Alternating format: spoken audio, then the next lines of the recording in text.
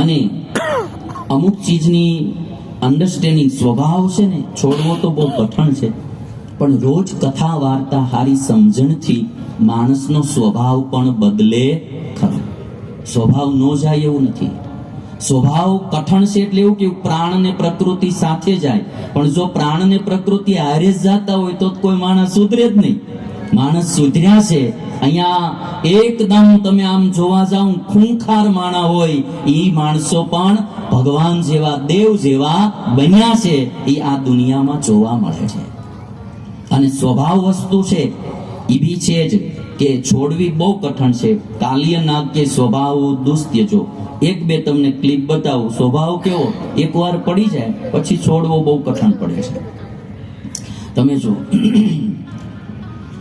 આ ભાઈ છે ને પેલા સાયકલ હાંકતો, તમે હોન્ડા થઈ ગયો ને 2 વ્હીલ્સ તો સાયકલ ની જેમ જ ચડે. તમે જોજો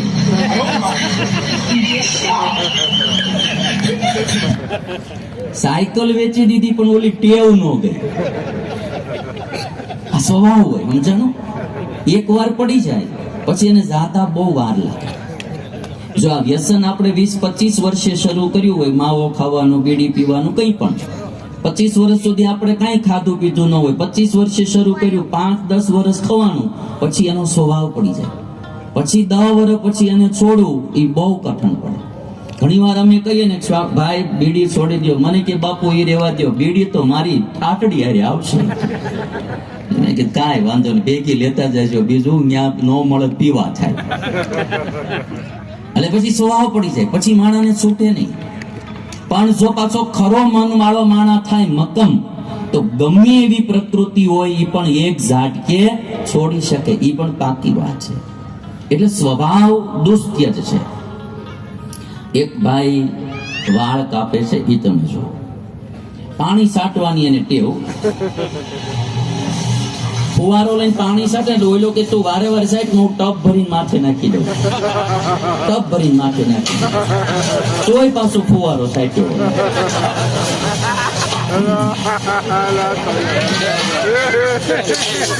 આબુ હોતે દઈ દીધો, કોઈ સાટ્યો.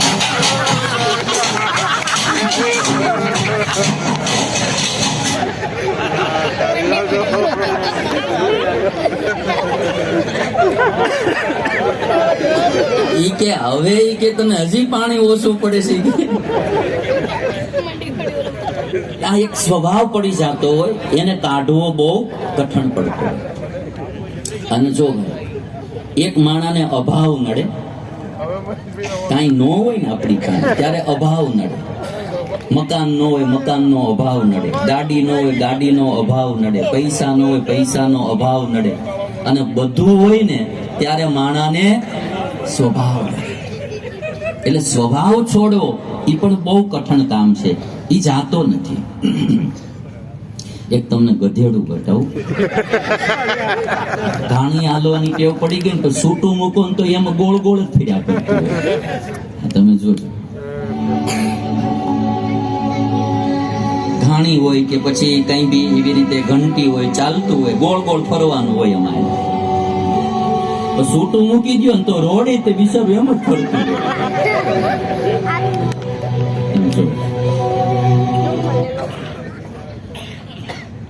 એટલે કાલિય નાગ કહે છે સ્વભાવ છોડવો બહુ કઠણ છે. તમે જેમ કહો એમ કરો. ભગવાન કૃષ્ણ કે તું હવે અહીંથી વયો જાઓ. આખી કથાનો સાર મારે એટલો કેવો કે હું તમે આ દુનિયામાં આવ્યા, એક દિવસ આવ્યા, એક દિવસ આપણે બધા જવાના. બરાબર? અહીંયા પરમેનન્ટ કોઈ છે નહીં. અબજો ના અબજો માણસો આ દુનિયામાં આવ્યા, અબજો ના અબજો અહીંથી ગયા.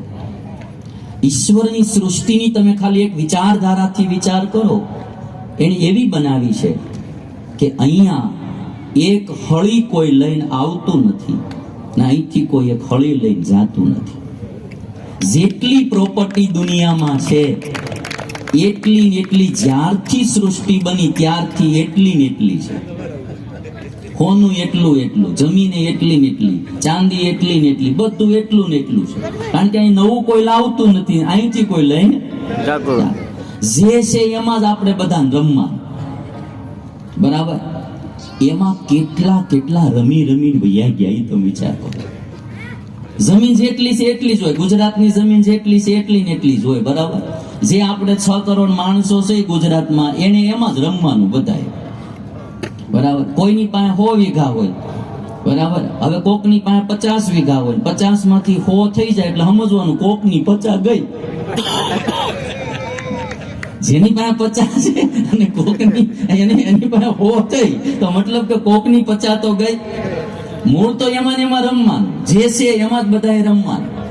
કોઈ પાસે વધી જાય તો કોઈ પાસે ઘટી જાય.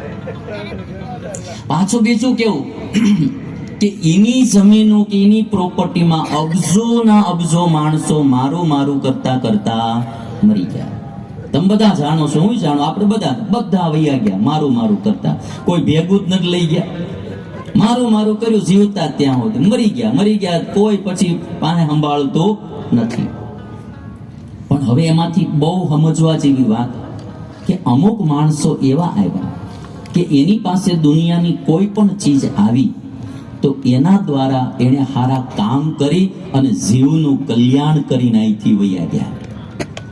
એની પાસે કોઈ પણ પ્રોપર્ટી આવી તો એને સત્કર્મો કર્યા, કોઈ રાજી થાય એવા કાર્યો કર્યા અને પુણ્ય કમાઈને વૈયા ગયા. વસ્તુ તો લઈ જવાની હતી નહીં, પણ ઈ વસ્તુ દ્વારા પુણ્ય કમાય અને વૈયા ગયા.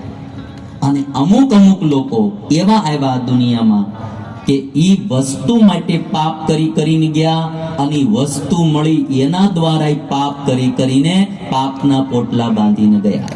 વસ્તુ તો એની ભેગી નથી ગઈ, પણ પાપનું પોટલું બાંધીને ગયા અને અમુક પુણ્યનું પોટલું બાંધીને ગયા. બસ આ જ દુનિયાની કરામત છે. આમાં કોણ કેટલું પુણ્યનું પોટલું બાંધી લે અને કોણ કેટલું પાપનું, ઈ જીવન જીવવાની કળા ઉપર આધારિત છે. એટલા માટે કૃષ્ણ ભગવાન આ વાત કરે, કાલિય નાગ અમારો સ્વભાવ તો દુષ્ટ્ય જ છે, તમે કયો એમ કરો. કૃષ્ણ ભગવાન કે તું આ યમુનાનો ધરો છોડી અને તારું મૂળ સ્થાન જે સમુદ્રમાં છે રમણક દ્વીપ, ત્યાં તું જતો રહે. અને કાલિય નાગ રમણક દ્વીપ છોડી યમુનાનો ધરો છોડી જવા તૈયાર થાય, પણ ભગવાન શ્રી કૃષ્ણને કહે છે પ્રભુ હું મારા મૂળ સ્થાને જઈશ ને તો ગરુડજી મને મારી નાખશે. કૃષ્ણ ભગવાન કે હવે તારા મસ્તક ઉપર મારા ચરણના ચિહ્ન પડ્યા છે એટલે હવે ગરુડ તને મારશે. તું ભગવાનનો થઈ ગયો છો, હવે ભગવાનને શરણે આવી ગયો છો. એટલે આપણી હિન્દુ સંસ્કૃતિમાં ઈશ્વર પ્રાપ્તિના 3 માર્ગો બતાવ્યા: જ્ઞાન માર્ગ, ભક્તિ માર્ગ અને ત્રીજો શરણાગતિ માર્ગ. જડભરત સુખદેવજી જેવા જ્ઞાન માર્ગે ચાલ્યા, મીરાબાઈ નરસિંહ મહેતા જેવા ભક્તિ માર્ગે ચાલ્યા. અને ઈવી નો આવે તો ઈશ્વરને શરણે થઈ જવું. જેવો તેવો તોય પુત્ર તમારો, અણસમજુ અહંકારી, પેટ પડ્યો તે અવશ્ય પાળવો, વાલમ જુઓ વિચાર. હે ભગવાન, જેવો છું એવો પણ હું તમારો છું, તમે મારો ઉદ્ધાર કરો. કાલિયનાગ હતો તો તામસી, પણ ભગવાનની શરણે થઈ ગયો. ભગવાનને એમ કીધું તમારે જે કરવું એ કરો, નિગ્રહ કે અનુગ્રહ. ભગવાન કે તું જીવતો હોયો જા અને તારા રમણ દ્વીપમાં જા, તને ગરુડ હવે મારશે નહીં. નિર્ભયતાનું વરદાન ભગવાને આપી દીધું. એટલે હિન્દુ સંસ્કૃતિમાં શરણાગતિનું બહુ મહત્વ આવ્યું. પરીક્ષિત રાજા પૂછે છે સુખદેવજી મહારાજને કે આ ગરુડથી કાલિયનાગ ડરતો તો શા માટે? એવો અપરાધ કાલિયનાગે શું કર્યો તો કે ગરુડ એને મારવા તૈયાર હતા? સુખદેવજી મહારાજ કહે છે કે રાજા સાંભળ, એક બહુ સારી કથા ભાગવતમાં શોર્ટમાં લખાણી અને મહાભારતમાં પણ આ કથા લખાણી. કશ્યપ પ્રજાપતિને 2 પત્નીઓ હતી. એકનું નામ વિંતા અને બીજીનું નામ કદ્રુ. વિંતાના દીકરા થયા એ ગરુડજી થયા. વિંતાના દીકરા ગરુડજી અને કદ્રુના દીકરા બધા સર્પો થયા, નાગ બધા. કદ્રુના દીકરા બધા નાગ થયા. વિંતાના બે દીકરા ગરુડજી અને અરુણ. અરુણ જે છે એ સૂર્યનારાયણના સારથી બન્યા. અરુણ જે છે અને ગરુડજીને તમે જાણો એ વિષ્ણુ ભગવાનનું વાહન બન્યા. અરુણ છે એ સૂર્યનારાયણના સારથી બન્યા એટલે સૂર્યોદય થાય એ પેલા અરુણોદય થાય એમ આપણે બોલીએ. તમે બધા સાંભળ્યું હશે કે અરુણોદય થઈ ગયો. આ બાજુ બી એવો રિવાજ ખરો બોલવા અરુણોદય. સૂર્યોદય, કારણ કે રથી દર્શન દે એ પેલા કોણ દર્શન દે? સારથી. એટલે સૂર્યના સારથી અરુણ છે એટલે અરુણોદય થયો એમ કહેવાય. એટલે વિંતાના દીકરા ગરુડ, કદ્રુના દીકરા સર્પો. એક દિવસ વિંતા અને કદ્રુ બે કશ્યપની પત્નીઓ બેઠી હતી અને એક જ પતિની બે પત્ની હોય એટલે તમે બધા જાણો કે એમાં ઈર્ષ્યા ભાવ તો હોય જ. એટલે આપણે હિન્દુઓમાં એક પત્ની વ્રત આવી ગયું, એક જ રાખવી, માથાકૂટ ઓછી. કોક ને હવા હોય છે તોય માથાકૂટ બહુ થાય છે. અને હોય છે બધું, બહુ બધા કેસો આવતા હોય એટલે હવા દોઢ હોય ને તોય બહુ માથાકૂટ થાય. એટલે એકમાં એટલે જ કીધું, એક હોય એટલે ઝંઝટ ઓછી. રામચંદ્ર ભગવાને એક પત્ની વ્રત રાખ્યું. દશરથ રાજાને પત્ની જાજી હતી પણ રામચંદ્ર ભગવાને એક પત્ની વ્રત રાખ્યું. સીતાએ એક પતિ વ્રત રાખ્યું. કશ્યપની બે પત્ની બેઠી હતી, બેયમાં ઈર્ષ્યા. એમાં એક ઘોડો ઇન્દ્રદેવનો નીકળ્યો ત્યાંથી, ઉચ્ચૈશ્રવા ઘોડો. કદ્રુએ વિંતાને પૂછ્યું કે આ ઘોડો જે ગયો એ સફેદ હતો કાળો હતો? તો કે છે કે ઘોડો તો સફેદ હતો. કદ્રુ કે ઘોડો સફેદ હતો પણ એનું પૂંછડું કાળું હતું. વિંતા કે ના, પૂંછડું કાળું નથી, પૂંછડું સફેદ જ હતું. તો કે શરત નાખ. ગઈકાલે ઘોડો પાછો નીકળે એટલે આપણે જોવાનું, જો પૂંછડું કાળું હોય તો તારે મારી દાસી થઈ જવાનું, અને જો ધોળું હશે તો હું તારી દાસી થઈ જઈશ. મૂળ બે એક જ પતિની પત્ની ને એટલે ઈર્ષ્યા રહેતી હતી, દાસી બનાવવા માટેનો આ બધો પ્રયત્ન. શરત નાખી. હકીકતમાં ઘોડાનું પૂંછડું સફેદ હતું. વિંતાની વાત સાચી હતી. કદ્રુએ શું કર્યું? પોતાના પુત્ર સર્પોને બધાને આજ્ઞા કરી, જાઓ તમે પૂંછડે જઈને વીંટાઈ જાઓ. અને પૂંછડું કાળું બનાવી દીધું. પૂંછડું કાળું બનાવી દીધું. ઘોડો નીકળ્યો, જોયું પૂંછડું કાળું. વિંતા ગરુડની માં દાસી બની કદ્રુની. કદ્રુ બધી સેવા કરાવડાવે. ગરુડજીને દુઃખ થાય, મારી માને દાસીપણાનું કામ કરવાનું. એક દિવસ ગરુડજી બધા સર્પો, એની માં કદ્રુ બધા સમુદ્ર કિનારે ગયેલા ફરવા, અને ગરુડની માં વિંતા બધા સેવા કરે. ગરુડજીએ કદ્રુને એટલું કીધું કે તમારે જે જોઈએ એની વસ્તુ હું લાવી દઉં, પણ મારી માને તમે દાસીપણામાંથી મુક્ત કરો. કદ્રુ કે તો સ્વર્ગનું અમૃત લાવી દે. ગરુડજી કે કાંઈ વાંધો નહીં. ગરુડજી ગયા, સ્વર્ગમાંથી અમૃતનો ઘડો લઈને આવ્યા. પણ હવે એમ ઇઝીલી તો મળે નહીં, એટલે દેવો સાથે યુદ્ધ થયું ને એમાં ઇન્દ્ર સાથે યુદ્ધ થયું અને ગરુડજીએ ઇન્દ્રને પરાસ્ત કર્યા. અને ત્યારે ગરુડ ઉપર ઇન્દ્ર બહુ રાજી થયા કે તમારું પરાક્રમ જોઈને આજ હું રાજી થયો. પહેલાના માણસોમાં એ પ્રામાણિકતા હતી કે દુશ્મન પણ જો સારી લડાઈ કરે ને તો સામેનો માણસ એની આમ આનંદનો અનુભૂતિ કરતો કે વાહ શૂરવીર વાહ. એવું પેલામાં પ્રામાણિકતા હતી. તારી શૂરવીરતા ગજબની છે. એટલે ઇન્દ્રદેવ ગરુડ અમૃતનો ઘડો લઈ જાય છે. યુદ્ધ કર્યું છતાંય ઇન્દ્રદેવે કહ્યું કે તમારું પરાક્રમ જોઈ હું આજે બહુ પ્રસન્ન થયો છું. તમે આ ક્રિકેટમાં જોયું હશે કે કોઈ બી ટીમ હારી જાય તોય બી ઓલા જીતેલાના હાથ મિલાવીને શાબાશી આપે ને, ભલે ઔપચારિક તો ઔપચારિક, પણ રીત ખરી કે ભાઈ તમે હારું રમ્યા હો એમ. એવી રીતિ હતી. ઇન્દ્રદેવ કહે છે કે હું રાજી થયો, તમારે જોઈએ તે માગી લો. ગરુડજી કે તો પછી છે ને આ કદ્રુના છોકરાઓએ મારી પાસે બહુ સેવા કરાવી છે. તમે છે ને આજથી સર્પ મારું ભોજન બને એવો મને આશીર્વાદ આપો. કે ઇન્દ્રદેવ કે જાઓ તથાસ્તુ.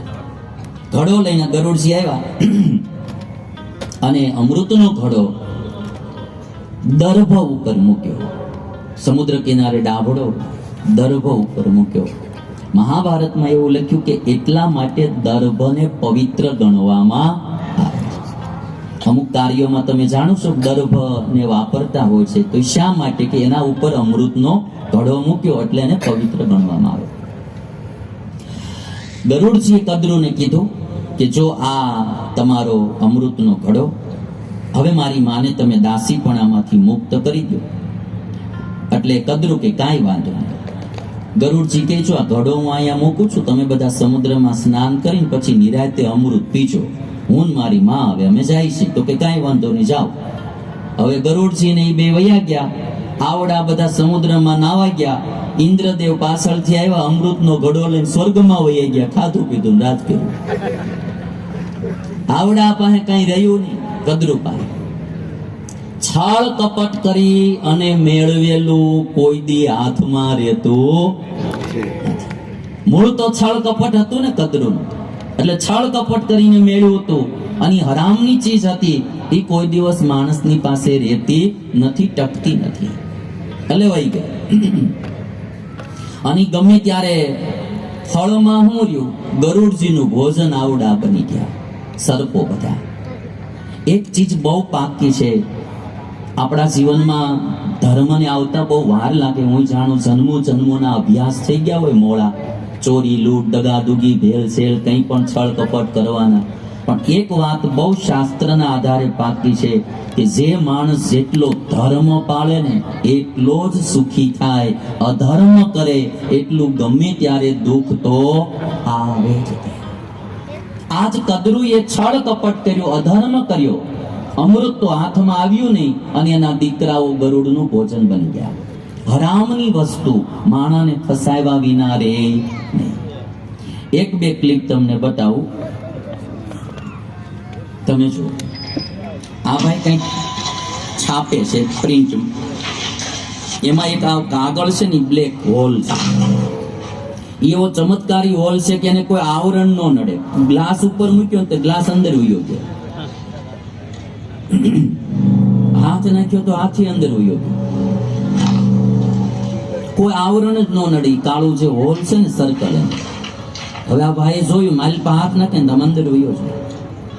આવું એટલે મજા પડી ગઈ, મારું આ તો ગજબનું છે.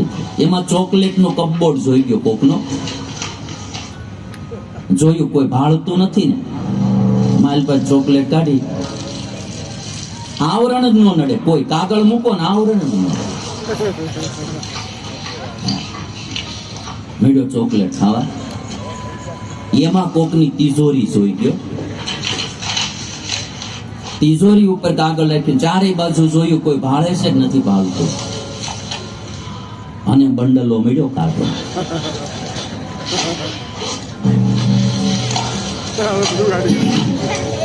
તિજોરી કોઈક મોટા માણાની છે. હવે આમ બહુ ઊંડા હતા, નીકળતા નહોતા, માલપા ગયો ત્યાં કાગળ હેઠો પડી ગયો.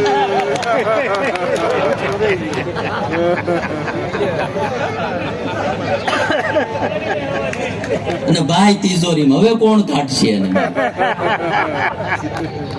આ કદ્રુને આવું જ થયું. કાંઈક ઘડીક લાગ્યું કે અમૃત મળી ગયું એમ, પણ છેલ્લે કઈ હાથમાં આવ્યું ને છોકરાઓ ગરુડનું ભોજન બની ગયા. હરામની વસ્તુ જે છે ઈ કોઈ દી કોઈને હારી રહેતી હોતી નથી. એક જણે બહુ સારું એક બનાવેલું પિક્ચર તમને મેં ક્યારેય બતાવ્યું નથી, આ તમને પેલું વહેલું બતાવું. આમાં બહુ કોકનું છોકરું આવું જન્મ્યું તાળું, એમાં એને બહુ હેઠે હારી વાત લખી છે. પ્રજાની હાય લાગશે અને જે હરામનું ખાશે ને હવે ડામરના પૈસા ખાશે એના ઘરે આવા બાબા આવશે.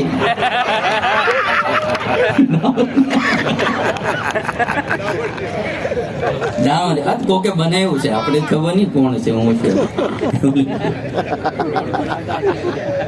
એટલે ગરુડનું ભોજન બની ગયા. ગરુડ લાગ આવે એમ સર્પોને મારવા માંડ્યા. એટલે એક દિવસ બધા સર્પો બ્રહ્માજી પાસે જઈને કહે છે કે આના બંધનમાંથી અમને છોડાવો. બ્રહ્માજી કીધું કે ગરુડજીને કે તમે એવું કરો, રોજ એક સર્પ તમારે ખાવાનો, બધાને તમે આડેધડ મારોમાં રોજ એક સર્પ તમારા ભોજન તરીકે આવશે. ગરુડજી કે કાંઈ વાંધો. એમાં કાલિય નાગનો વારો આવ્યો ભોજન તરીકે જવાનો, અને કાલિય નાગ ભોજન તરીકે ગયા નહીં. બીજા જાતા હોય એને ના પાડે, ગરુડ બાની જવાનું, ભલે એને જે કરવું એ કરે કે. એટલે ગરુડજી પછી કાલિય નાગને મારવા માટે આવ્યા. મારવા માટે આવ્યા કાલિય નાગને, એટલે કાલિય નાગ યમુનાના ધરામાં આવીને પેસી ગયો. મૂળ એનું સ્થાન રમણદ્વીપ, ત્યાંથી યમુનાના ધરામાં આવી ગયો. પરીક્ષિત રાજા પૂછે કે તો પછી ગરુડજી અહીંયા ને કેમ મારવા ન આવ્યા? તો કે એમાં વાત એવી છે કે એકવાર સૌભરી મુનિ યમુનાના ધરામાં તપ કરતા હતા, અને એ સમયે એક મત્સ્યરાજ, ગરુડજીએ એક માછલીઓનો પતિ મત્સ્યરાજ એને માર્યો.